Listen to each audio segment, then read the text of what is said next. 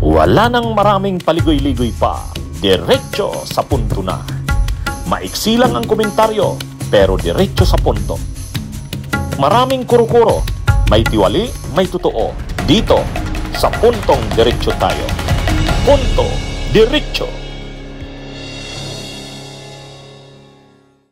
O ito mga kabunyog mga kabayan, si Senador Joel Villanueva nagsalita na naman. Talagang pilit pa ring nagdidepensa ng sarili niya tungkol dito sa mga controversial na flood control projects lalo na sa Bulacan. Ang depensa niya na naman ngayon, hindi naman daw insertions yung mga mga controversial na mga ghost projects at saka substandard na project sa sa flood control sa Bulacan. Mga NEP daw yun, hindi daw yun insertions. Ang ibig sabihin kasi ng NEP, ibig sabihin DPWH ang nag-propose, hindi congressman, hindi senador. So parang sinasabi niya, hindi sa amin galing yan. Yung mga projects na yan, sa DPWH yun, NEP, National Expenditure Program. At sinisi niya rin ng mga vloggers, sinisiraan lang daw ang mga nagpakalito daw itong mga vloggers. Ay, Joel Villanueva. Tudo hugas kamay ka na naman, tudo tanggol ka na naman. O mga kabunyog, ang paliwanag ngayon ni Joel Villanueva, yun daw mga controversial na projects, ghost projects, substandard projects, doon daw sa Bulacan, hindi daw yun insertions. Ibig sabihin, hindi daw yun galing sa mga congressman. Hindi yan yung mga pinopose ng congressman o ng mga senador. Parang sinasabi niya, yung mga projects na yan na pinag-uusapan ngayon na controversial, hindi sila ang nag-propose niyan. Yan daw ay mga NEP projects. Ang ibig sabihin ng NEP projects, kasi yung budget, piniprepare yan ng executive. Yung Department of Budget and Management na prepare ng budget.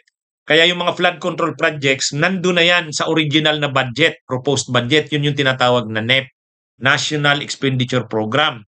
O DPWH ang nag-propose niyan. Pagdaan yan sa Kamara, sa House at sa Senado, maglalagay doon yung mga congressman ng kanila ring mga proposed projects. Sa bandang huli, sabay ka, magsisingit pa sila ng insertions.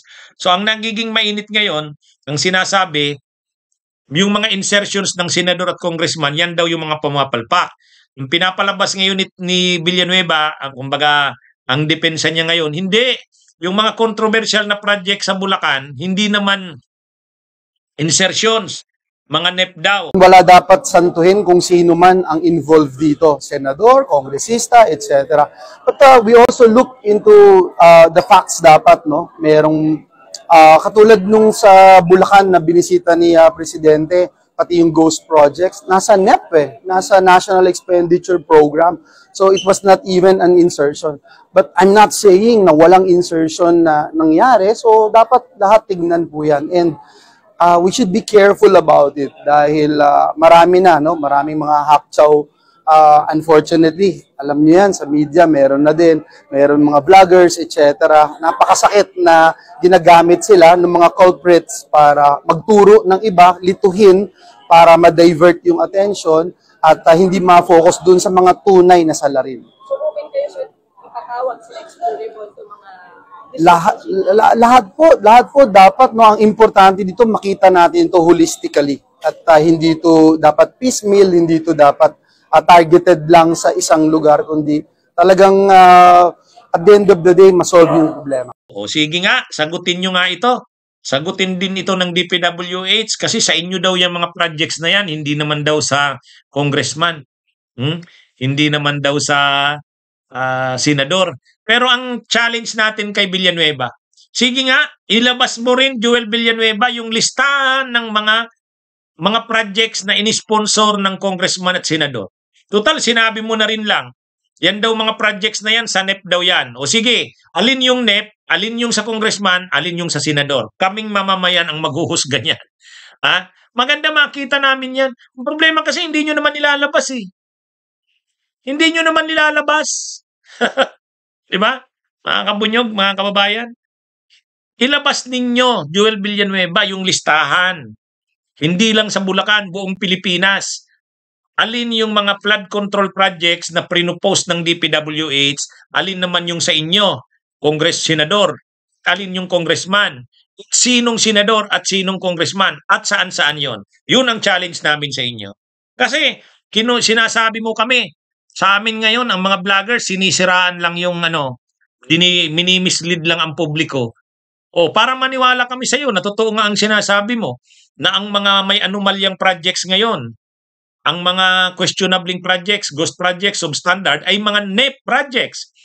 Paano namin malalaman alin ang NEP, alin yung sa inyo? Alin yung sa senador, alin yung congressman? Bigyan nyo kami ng lista. Ilabas nyo. Yan yung dyan. Alin dyan ang NEP? Ganun din ang narinig natin dun sa congressman kasi ng Mindoro, Oriental Mindoro, kay Hernan Panaligan. Sabi niya, hindi, NEP yung mga projects na yan, DPWH yan. Ganun din naman yung sinabi ng sino pa bang mga yan, si Terry Ridon. Sabi ni Terry Ridon, yung mga projects na nakikita namin, hindi naman sa congressman, sa senador NEP. Yan, mabuti na, magkalabasan na ngayon. Ilabas nyo na yung listahan. Kaming mamamayan ang magsasabi. Kasi ang pinapalabas nitong mga congressman at senador, yung mga namumroblemang projects, mga NEP. Ang ibig sabihin niyan, yung prinopose ng executive ng DPWH. O di si Marcos pala. Si PBBM pala ang may pananagutan yan kasi DPWH yan . Kasi parang sinasabi nila, yung sa aming mga proposed projects, hindi naman ang may problema. Sige nga, alamin natin, magkalabasan na, ilabas nyo na lahat. Ilabas nyo na lahat. Yan yung maganda niyan. Diba? Mga kabunyog, mga kababayan. Kasi kung panay-sabi lang kayo na ang nagkaproblema ay yung mga NEP, nag-uugas kamay na naman kayo. Tapos yung sa inyong mga projects, hindi naman. Yung mga insert nila, yung mga pre-post daw nila. Malaman ba namin, alin ang mga pre-post nyo? Congressman, senador. Saan na lugar? Magkanong amount? Sinong kontraktor? Sinong proponent na congressman at senador? Yun, ilabas nyo. Okay?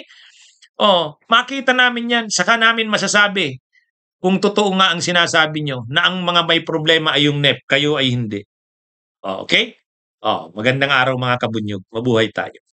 Bunyog, bunyog, halikan na kasama ka. Bunyog, kapag buklod ay may pag-asa. Luzon, Visayas, Mindanao, isa ang pananaw. Sa bagong Pilipinas ang bunyog isisigaw. Bunyog, bunyog.